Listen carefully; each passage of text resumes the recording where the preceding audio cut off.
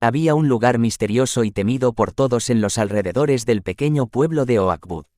Se trataba del Bosque Encantado, un lugar oscuro y siniestro que se decía estaba habitado por los duendes asesinos. Estas criaturas malévolas eran conocidas por su apariencia retorcida y su sed de sangre. Un grupo de aventureros valientes decididos a desafiar los peligros del Bosque Encantado, se adentró en su espesura en busca de emociones y gloria. Armados con linternas y cámaras, estaban decididos a descubrir la verdad detrás de los rumores y leyendas. A medida que avanzaban en la oscuridad, el aire se volvía cada vez más pesado y opresivo. Los árboles parecían susurrarles secretos macabros y las sombras se movían a su alrededor de manera inquietante.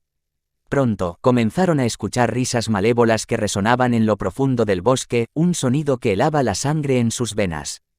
De repente, un duende asesino salió de la maleza y se abalanzó sobre uno de los aventureros. Sus garras afiladas se clavaron en la carne y la sangre manó en un torrente.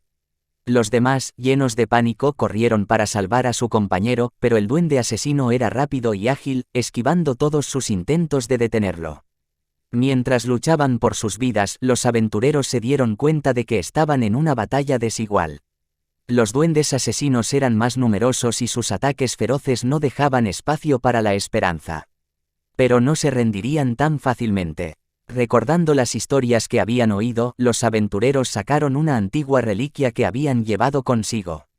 Era un amuleto con poderes protectores capaz de repeler a los duendes asesinos.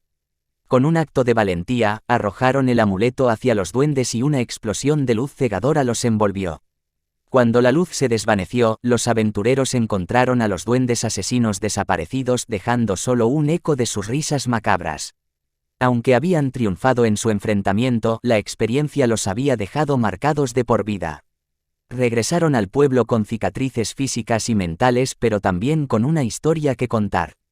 El Bosque Encantado y los duendes asesinos se convirtieron en una leyenda aterradora que se transmitió de generación en generación en Oakwood. Los aldeanos aprendieron a respetar los peligros ocultos en el bosque y a evitarlo a toda costa. Sin embargo, en las noches más oscuras aún se escuchan risas malévolas provenientes del Bosque Encantado, recordando a todos que el peligro siempre está acechando en las sombras.